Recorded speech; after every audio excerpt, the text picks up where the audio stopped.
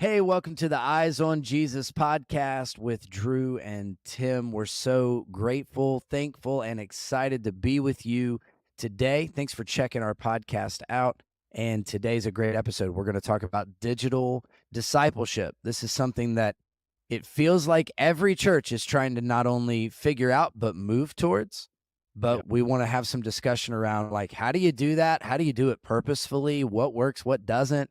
And also just like our own opinions on maybe how we'd go about it. But before we get into that, Tim, listen, you are a digital guy. Like you are on every platform imaginable. I can't tell you how many notifications I get a day that you've either posted something or I've been tagged in something and I love it. And I Yeah, sorry love about it. that. No, it's great. It's Just kidding. fantastic. And I absolutely, absolutely love it.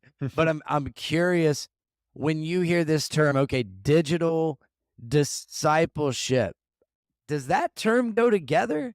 Like, can that actually be done? Because, we just did an episode about evangelism Yeah. and all the different types of evangelism and how they're, one-on-one and group settings. And we talked about getting out and having conversations digitally. Like, what does that sound like? What does that mean to you? Digital discipleship. Yeah. Well, if you're watching the video version, we're both on our Apple Vision Pros. So we just, Hey, hey, no, we have pastor money. We don't have that kind of money. But that's have you seen those crazy, dude. things? Those things are That's crazy. That's like amazing. a new, I was thinking like, man, how much is that going to be like you're in a small group now and you don't have to be with the person, but you can literally have on No, your Apple Vision Pro and you look at the person on the couch and they're actually on your couch, but digitally there. Like it's just right.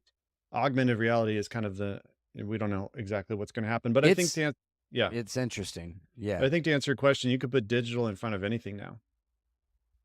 I mean, Yep. any evangelism, teaching, preaching, prophesying. I mean, you could put digital in front of anything now. So with that, it's kind of like the Jurassic Park question. Just because you could, does that mean you should? You really have to be intentional with the discipleship part. The other stuff comes naturally, the digital marketing, the digital announcements, the digital teaching is a little easier than I think the discipleship's kind of like, do we?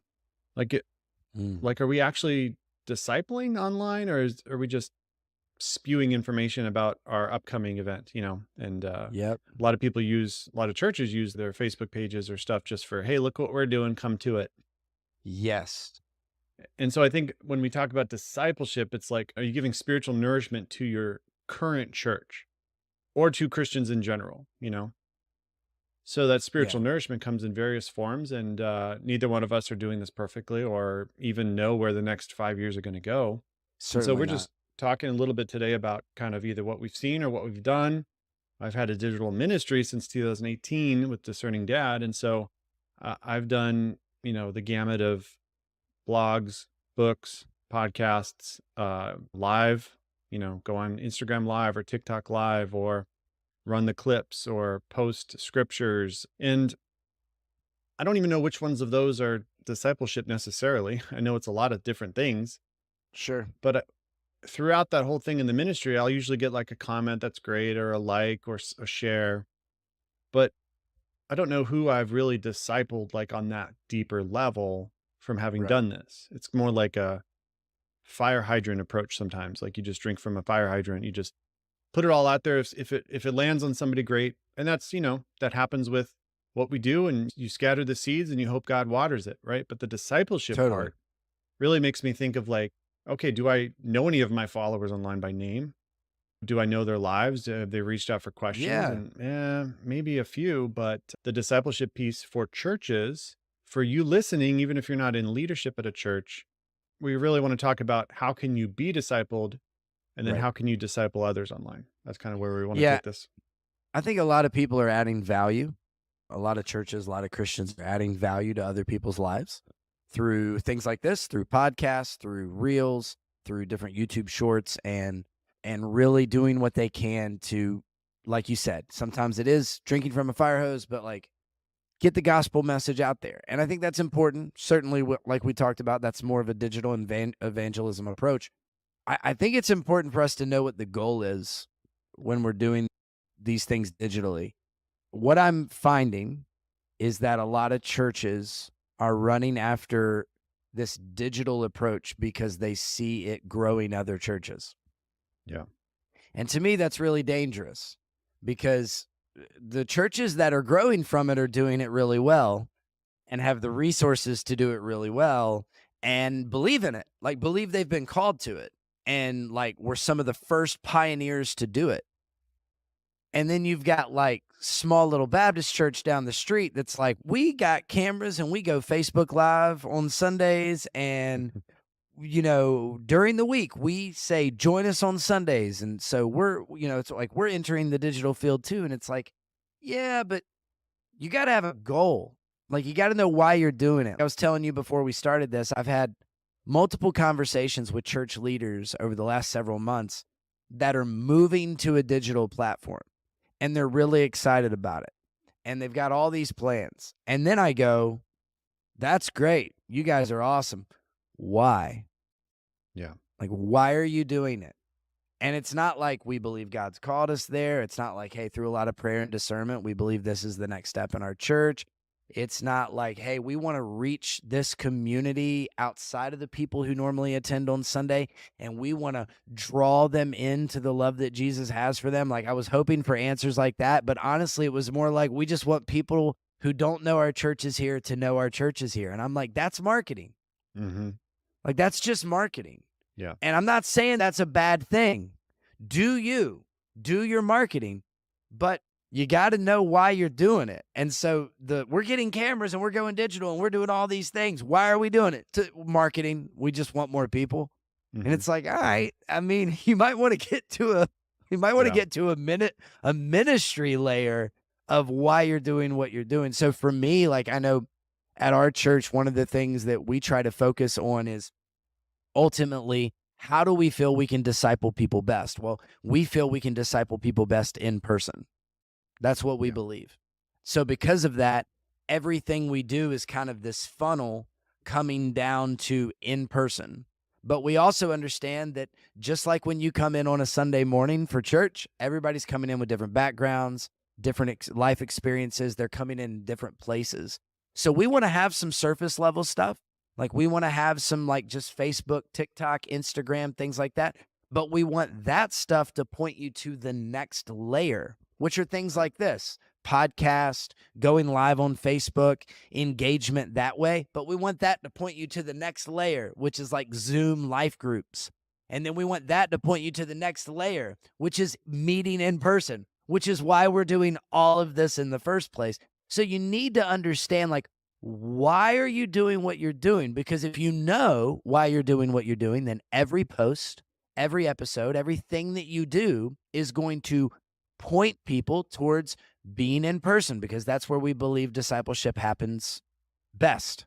If not, you're just going to go, oh, that's a cool idea, we should do that. Or, oh, let's get all the stuff that Life Church puts out for free and let's share that. And, oh, it's the verse of the day, let's share that. And you're just all over the place and you have no culture and you have no real, that's when you don't even know why you're successful if you are successful, or why you're not successful if you're not. Because you're just kind of no rules apply and you can do everything. So I think it's needed. I think you got to know why. You got to know why you're doing it.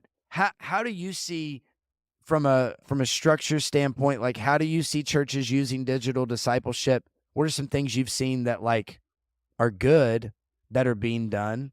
Maybe what are some things that, you're cringy, A wide net versus a deep net. I'm reading a book from John Mark Comer right now called Practicing the Way. It's just everything he writes is amazing. And he talks really about what did it actually mean to be a disciple. And he talks about a first century Jewish blessing that says, may you be covered in the dust of your rabbi. And it doesn't sound like a blessing, but it's like, may you be covered in the dust of your teacher, that you're so intimately close to them that their dust falls on you. And then when you go and wash and clean, you're clean until the next time you go out with them. And then now you're dirty again. And it's like, I wonder how many Christians are disciples of Jesus to that level that Jesus rubs off on you and you look like him. And then you need to when you take a break and you come back to it, you're going to keep coming back to your master that you look like, because you are his disciple, because you do what Jesus did, which is what Christian means. You're a follower of Christ, not just someone who gives God lip service once a month when you come to church. And so it's a problem that churches have with who's a Christian, who's a congregant, who's just a seat filler, who's a casual this, lukewarm this, and who's an actual disciple, meaning that you're doing what Jesus did. You're evangelizing, you're giving of your time, you're giving of your money, you're faithful to where God's planted you. And that shows up in your life, it shows up in your work, it shows up in your family, all that. And then how do you do that Hmm. digitally? It's tough. It's tough because, It's like you really said, tough. in person is where it's at. And Hmm. so most of what I see online is teachings, or most of what I see is like wisdom, but there's no back and forth. And None. so I think probably the closest thing to that would be like a forum, or what are those called when you have like just 10 people and you pay money, and I can't even think of the name right now, but Oh, OnlyFans? Let's start an OnlyFans account for the church. Let's how do about it. pastorsonly.com? You can follow your favorite pastor. They can read the Bible in front of a fireplace, and then you give them I money. love it. Okay. Drew and I are starting that Brilliant. when we're so It's brilliant. no, but I don't see any issues. no issues at all. No. Anyway, so Couldn't help myself. no, It no, was that's too fine. easy. And no, but you're right. There is, I can't think of what you're talking about either with like a forum, but you're exactly right. Like any kind of inclusive group that's just Mhm. like, it's like a subscription of some kind Yeah. to your content. Right. Yeah. Right. Yeah, and I think those do really well because you're in this like 6, 8 week thing with these other similar minded people, and you get to know each other very well. You're learning stuff, but you're also giving back of not only your time, but also, whatever the focus is, you're learning and growing. And so I think that's what I see done really well. I like it when, like, I don't necessarily like the personality just like of a mega pastor or whatever, but I like it when Right. the senior pastor is engaged either on like a platform like X, or they're doing like small snippets, small videos for their congregation during the week. So it's not just I'll see you next Sunday, but I'll see you tomorrow on the next live I'm on. I like Right. that. And that's just me being more of a digital minded person on social media. But I like the fact that when you're on social media, your pastor, your leader is going to be in your face of just encouragement, or just, hey, God Yeah. showed me this today. I think the more that the pastor has access to like social media like that without, doing this big fancy production all the time of like, Right. it takes 2 weeks to produce this one video, whatever. I think more just like the raw in your face lives, or just something that you can schedule. So if you want to get live with Drew Thursdays at 11, like your congregation can say, okay, now's the time. I may not have had a chance to talk to him on Sunday, but I can actually be on the live. There's only Yep. maybe 5, 10 people on there, but I can actually ask questions and hear Yep. from his heart a little more. That's one of the things that I really thought was exciting about the whole Apple, what is it? Glasses, Vision goggles, Pro. Vision Yeah. Pro. Golly, dude. One of the things I thought was really neat is you have that avatar of yourself. Right. And for me personally, like sometimes I'm like, oh, I want to go live, or oh, I want to record a video, but like I may be just coming out of the gym, or I may like be in the car, or I just got done working in the yard or something like that. And I do wonder, like, I didn't shave today.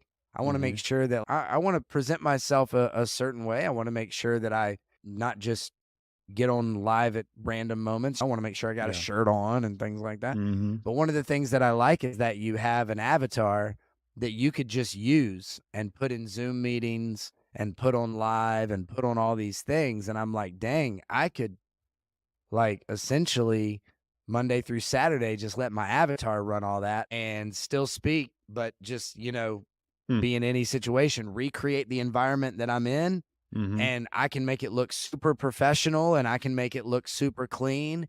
And yeah, it's a digital version of me, but it's still me that you're interacting with. And I was like, I don't know, like maybe it piqued my interest. And I know if it piqued my interest, there's people that are way smarter and way more creative than I am. And I'm sure it piqued theirs.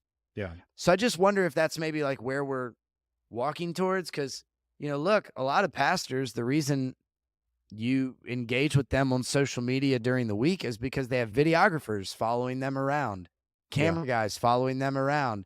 And, you get that great shot of the pastor with his hand raised on Sunday and then a great scripture to go along with it. Or you get a video of the pastor having a conversation with somebody else because they were being followed around. Well, that's great for larger churches, but smaller churches don't have stuff like that. So what's the answer at a small or a middle church? Well, it's all on the pastor to set up his own video, to do Yeah. his own live. And no offense, but like, we're not good at everything, What? like who would have thought, right? So I may know how to like set up an environment and I may know how to communicate, but like I don't know how to do the lighting right. And I don't know how to always edit post production. And I don't know how to do all of those things. And I Yeah. don't always have somebody who does. And so the one thing I thought was pretty neat about the whole vision, Apple Vision thing is like it kind of does some of that for you and takes some Hmm. of that burden off of you. So I don't know. I just thought that was interesting. I'm with you. I want to engage with my congregation. I want to see other pastors engaging with their congregation. But it is challenging with your schedule. It is challenging to get in a repetition of it when, for a guy like me, man, like talking to a screen takes energy kind of out of me. And, digital is not something that I'm used to, but I want to get better and get into it and get, because I know that's where a lot of people are. I know it's where a lot of influence is gained. Right. It was a mastermind that I was thinking of earlier. If you were like yelling at the audio, if you were yelling Mastermind. at us That's it. because I couldn't think of it, it's a mastermind. And so when you sign I up for thought like a it, mastermind and then you go through this intense like program. So that's a way to yeah, disciple. But yeah, there's no, I don't want to say there's right or wrong ways, but there are wrong ways to disciple people. There's no one, approach for everybody, I'll say, because there you go. Yeah. yeah, we're also in a growing, like we just talked about, augmented reality. There's virtual reality that's already out there. It's not as wide stream as I think Facebook thought it would be when they paid billions of Hmm. dollars for virtual reality, but it will come probably in 5, 10 years where it'll be more user friendly and more widely accepted. And so then people will be in VR church, people will be in augmented reality life groups. But again, Yep. that doesn't necessarily mean it's going to be deep. That doesn't necessarily mean it's discipling. It just means you have another way to reach people, which is good Right. if you don't think that all technology is demonic. But also, I think it just comes with the church needs to pivot. It needs to think like, what can we add? But also, like, if you're that small time pastor, like you said, like, you can't do everything. You have to really Right. just focus on what either you're good at or that you have time for, what actually your congregation wants. Because if Right. you're constantly putting out, resources and information and then nobody's watching it or nobody's getting anything out of it, then you probably should stop because you're wasting your time and you're wasting, just not, there's no value added benefit to it. But I think Yep. there is something to be said for, my pastor just did this recently, is that we were in a deep series of Jesus in the Old Testament stories that were typography and looking at them as how they point to Jesus and the types and shadows back then. And so he did this long, like 30-minute video and then actual resource, like a 6-page resource. And so we put that on Okay. our email, we put that on our YouTube, where people throughout the week can say, okay, we want you to come in Sunday so that you're ready to go with the message, so that you already know these terms. So do your research ahead of time so you can get more out of the message. And I think that's what a disciple does. A disciple reads the word, understands, learns, prepares, and this is a whole nother thing, preparing your heart for Sunday, right? Do you waltz in after you fight with the kids? You're 10 minutes late. Your hands are down in worship. By the time worship's over, you've not entered in, and now you're hearing a message and can't wait for lunch. I mean, But that's not totally. what a disciple does. That a disciple prepares your heart in advance. You're praying in advance, hopefully. You're worshiping ahead of time. You come early, and then you enter in right away for worship so that your heart's ready to hear the word because the word's going to permeate your heart more when you've already given of yourself and worshiped your creator. Now you can hear the word permeates you and now you respond in prayer. Like all these things are interjected together in such a wonderful way on Sunday that so many people don't take advantage of because either they leave early or they show up late. And so Yep. that's not what disciples do. Disciples really come with, okay, so that's something that all churches offer: worship, sermon, a chance for prayer, and people Right. don't take advantage of it. So it's Right. really not always about what does a church offer, because all churches have life groups, all churches have ways to get involved. It's really about you stepping up into that. You stepping into that and taking advantage of what a church offers, because now we're telling a church, okay, add digital onto everything you're doing. And now people are going to have a heart for God and be on fire. No, like it's a heart issue. People will not be a disciple just because you have 5,000 things for them to do. You might actually need to cut your menu down so that people can be interactive in just certain things are going to be beneficial to them, but having more is not the Yep. answer. That's 100%. And that's why it's so important to know who you're built for and who you are as a church. Like you mentioned last episode that your church just built a 24-hour prayer room. It's incredible. I'd love to do something like that here. We don't, bro. We ain't there yet. Right. We're just not. We're just not. We did a prayer wall. We did a prayer wall. Okay. So that's what we felt called to. You've got a 24-hour prayer room. That's amazing. It's incredible. So does that mean that we should have a 24-hour prayer room? Does that No. mean that you should have a prayer wall? No, it Yep. doesn't. It means that we've both decided that we value prayer. And now we've both said, well, this is what that looks like for our church. Now, here's what kills me. Here's what kills me. When it comes to digital discipleship, I think that if you asked every church, is it important? I would like to think 95% would say, oh, yeah, it's Mhm. important. Even if they're not doing it, I think they'd say it's important. Yeah. But then we get these, like, I don't want to say it's not dumb, but like we get these videos that are put out by churches sometimes. And I'm like, what was the goal here? What was the goal? And it's likes, it's comments, it's engagement, Yeah. it's to blow up, it's marketing. And so that means that people start doing trends. Like I saw a pastor the other day and he was like, I'm a pastor, so I get here before everybody else. I'm a pastor, so Oh, I yeah. da-da-da. You know, the whole TikTok trend. It's like, Yeah. shut up, man. Like, stop. Like, just stop being that guy, you know? Or my favorite is, hey, pastor, quick, do a message on 1 Corinthians, you know, 1 Corinthians 5. Oh, And he's yeah. like, oh, It's like they 1 interrupt Corinthians, you. Oh, yeah. Oh, hey, oh, I wasn't expecting you to video me. 1 Corinthians 5. Oh, I know I'm wearing this little mic on my collar, but I didn't even know you were going to be here. Oh, Yeah. 1 Corinthians 5. Oh, that's a great passage because I have my Bible memorized, and here's what my message would be. It's like, dude, so what are we supposed to do? We're supposed to come to your church because you wowed us with a scripture. We're supposed to think you're so smart now. Like, I don't know. Listen, if I'm being ridiculous, just tell me I'm being ridiculous. But it's such a dangerous place to go. It's such a dangerous place to go Yeah. because on the other end of that are pastors like really leaning into culture. And Mhm. we're trying to then on Sundays pull people out of culture. How does that make sense?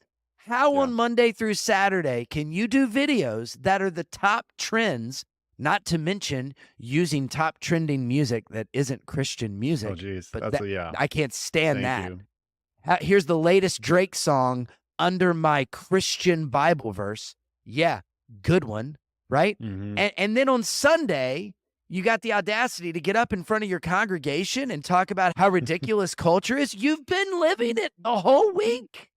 What are we doing? You Yeah. played Drake and you did the latest TikTok trend, and now you want me to come out of that? Yeah. You're a liar. Like, you're Mhm. just a liar. So it's really challenging because you've got to, I can't say it enough, like what you put on social media, you can't go away from. Go look at your Facebook memories. They're there. And you think you can delete them, but they're there.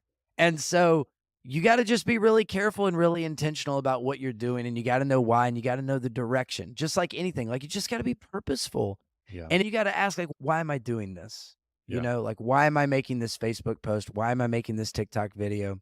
So for me, I think digital discipleship, I think it can be done, but here's the kicker. It's really hard. It's really hard. Yeah. And it's got to go past join us for church on Sunday and then seeing you on Sunday. So we have pastors that are like, well, I have this podcast, or I have this video, or I have this platform, or I have this social media account. And it's got to get past, look at me. Right. It's got to get past, look at how I know Jesus. Because discipleship is not, look at how I know Jesus. It's teaching you what I know, Right. showing you what I know, leading you in what I know, guiding you in what I know. So it's got to go past like, this is how smart I am, or this is what I can do, or you should come to church. But there's got to be the engagement aspect. I think Zoom groups, I think anytime you can do small groups on a digital platform, things like that, like I think that is certainly the way to go. But that also means you have to get people really bought into that. That means you got to look at a screen. Yeah. And that's hard. Takes a lot of time, takes a lot of Yeah. energy, but you got to do it. Yeah. and how many people have gotten in trouble from tweets they did 5, 7 years ago that then they get canceled. And so that stuff is out there forever. And so if you do a trend Mhm. that's no longer a trend in 2 years and someone looks back, like, what was that person thinking? Like, it's not relevant anymore. And so I once know. it's out there, it's out there. Also, don't create another avatar so that you can tell people things in the Facebook comments. If you're a pastor, people have gotten in trouble for that before. But I think I heard of that once. yeah. But you have to be careful because I'm a little more lenient on those types of things like trends and stuff, being that I'm the social media guy. And I Right. understand the point, but also don't say that you're discipling people online if that's all you do. Like, just be real with it. Like, our method, why we have an Instagram or a TikTok for me or my church is to just reach people, just to throw it out there and then hopefully people see it. Like, you know, I could go on for that, but I would just say, like, you have to, like you said, know what you're doing, why you're doing it, what's the purpose and vision behind it, and then stick to it. So if that's your vision, then Right. stick to it. Don't just do a one off here and there, because then people will be like, wait, this isn't the normal channel stuff. Like, it Right. confuses people. And then you have a, upcoming potluck on Instagram, and then you have a bunch of different content on Instagram, for example, and it's just like you never know what you're going to get when it pops up at the church. Right. And so that's why, like, if you have a Facebook, make that specifically for one thing, or an Instagram for one thing. I like that approach because there are different demographics on different social medias. And so knowing that, and so maybe on TikTok, you do those funny videos, but don't put it on your Facebook reels. Don't put it Yeah. on your Don't do that. Instagram reels. Keep it on TikTok where it's relevant, Right. where it's actually a trend, and where you have that even relevant music that's hopefully still Christian. I got in Some trouble for that once. I put a trending song on my thing. This was years ago. And didn't know until someone in the comments said about it being unclean, and I removed the video. But Yep. yeah, it's not Yeah. fun.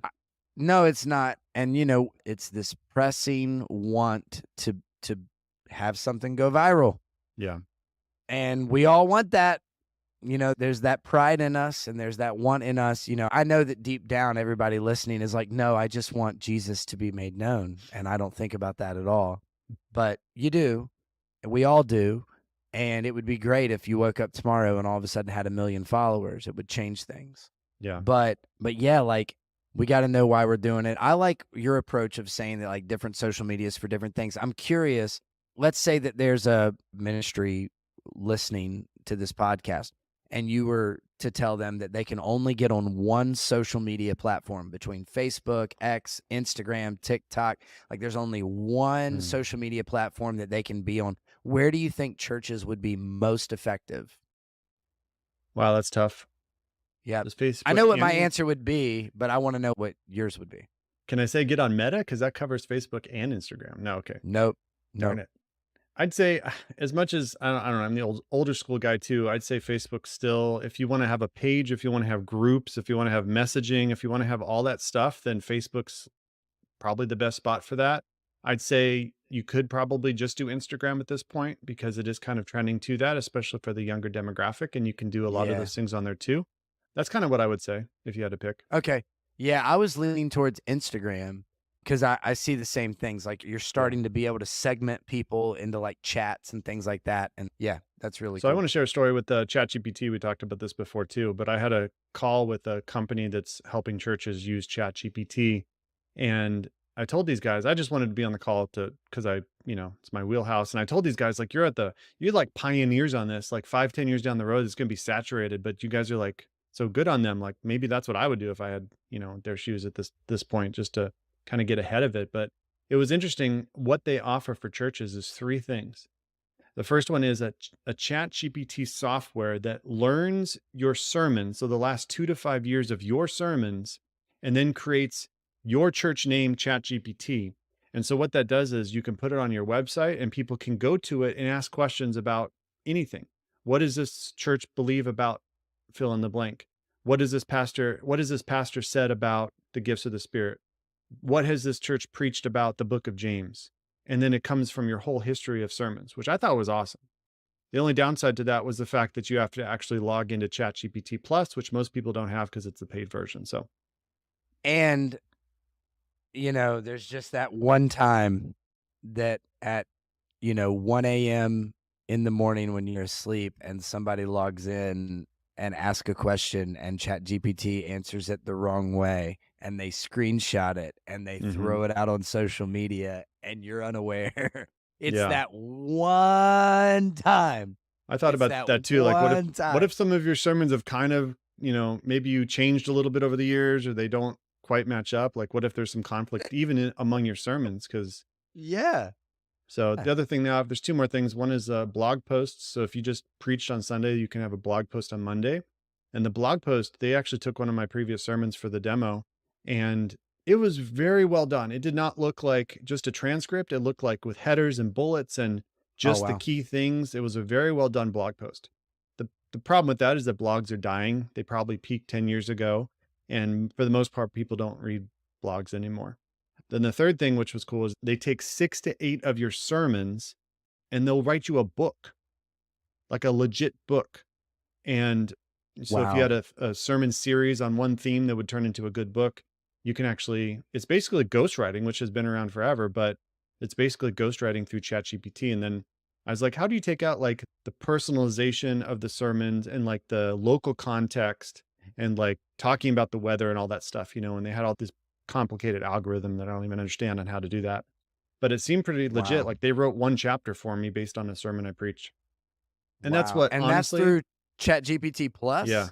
Yeah. And so anyway, they do all that for you and with a small cost associated with it. The book's, a couple $1,000. But anyway, that's honestly what some of the big preachers do now. They either get it ghostwrited or they take like the sermon series that they just preached and they just Yep. make it into a book and do very little work from there. But anyway, that's kind of where some of this stuff is going, is more automation and additional resources. But just to close this conversation, I'd say, we talked a lot about what not to do if you're a digital creator and for churches. But if you are a Christian listening and you don't necessarily have a digital platform, but you're like, hey, I need more discipleship in my life. How can I get discipled? What are some good things we can tell people as we close? Yeah, if you're looking to get discipled, I mean, this is an awesome start, like finding a podcast that you connect with that is going to put out consistent content week over week.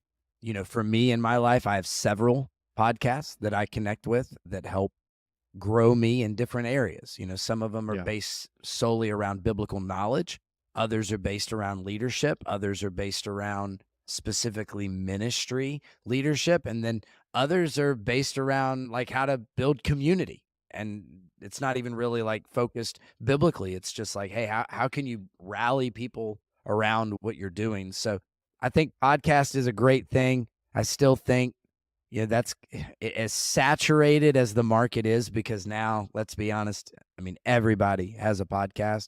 So as saturated as the market is, it's still like the bread and butter of, I believe, how you're going to get discipled digitally. The other thing is, like, I would ask someone and try to engage with them. There's a couple pastors in my life that don't live anywhere near me, and I just send them like Zoom links and I'm like, can you do this? Yeah. Can I get 30 minutes with you? Can I get an hour with you? Can I FaceTime you? I will work around your schedule, but like ask for it. I know if somebody reached out to me and was like, hey, I just would like an hour of your time, this date. And if you have anything open that day, like let me know. I'd really work hard to try and make that Yeah. happen. And so I think to me, podcasts, find those, several of them, and then I would look at somebody's life that you want to be like. Like, go, hey, that person is doing it the right way, and just reach out to them. I think if you Yep. do that enough, that's going to work. Yeah. That's great. Like asking someone in a church to mentor them, to be mentored. And you can do that digitally now too. And you have a wide range of people that may not live right next to you that can do that. So that's one of the benefits. The only thing I'd add, I think, in addition to all that, is to say that, if you are going to make a distinction between information and discipleship, because there's no Mhm. shortage of information, and you might have 20 pastors you listen to. And then what happens is when the pastor you actually go to on Sunday says something you don't like, you're like, well, this other person I listened to says it differently, right? And you start to have this wide range of just anybody can tell you what you want. And to actually sit under the pastor you're in the congregation for and to learn from them. And granted, their time's limited and they can't necessarily mentor you one on one. But if you are going to go for information, make sure that it's very specific, intentional, and Mhm. doesn't just cover so many bases that you just information overload, you don't do anything with it. Information should affect us in a way that causes us to reflect and causes us to Mhm. take action to change something. Just like when you hear a sermon, it's not just for information, it's actually for change, it's for response, it's for Right. Holy Spirit conviction. And then now I need to do something different because I now have new Yeah. information. So no matter where you get your information, there always should be a level of, okay, I need to do something with it. And that's where Totally. disciples hear the information, then do something with it. So that's more of a caution than anything on how to be discipled. I think a lot of the good discipleship online will cost you money, whether it's a mastermind or whether it's a Patreon offering where someone opens up their time. And the thing is, I can't stand the comments are like, you're in ministry, you shouldn't get paid for it. Like, someone's giving you their time when they could go in a corporate job and get $100 an hour, like, and they're charging you $20 an hour to be a part of their program. If that's Yeah. valuable to you, then either pay it or don't pay it, but don't Yeah. But tear don't, people down yeah. because they're charging for stuff. Right. Anyway, that's a separate topic, but that's how I would say just discipleship, be intentional, realize that you need to be discipled one way or another, whether in person or digitally. And then, like I said before, we're all called to follow our master, to follow Jesus's footsteps, to be like him, to look like him, to have everything that he stood for, and to rub off on us in the fact that people are like, wow, your face is shining. You've been with Jesus, kind of like Moses. When we are Yep. in our quiet space, when we're online and being discipled in ways where we're looking like Jesus, that will come out where we have the peace of God, we have the fruit of the Spirit, and then real life change will happen and evangelism will happen too. So It's great. awesome. Well, thanks for being with us. Let us know your thoughts on digital discipleship. You can email eyesonjesuspodcast@outlook.com. Please like and share this podcast. We're reliant upon you for our marketing efforts, and reach out to us, reach us in the comments. There's also a Facebook community group as well. We post stuff in there exclusive to that group. So until next time, go with God.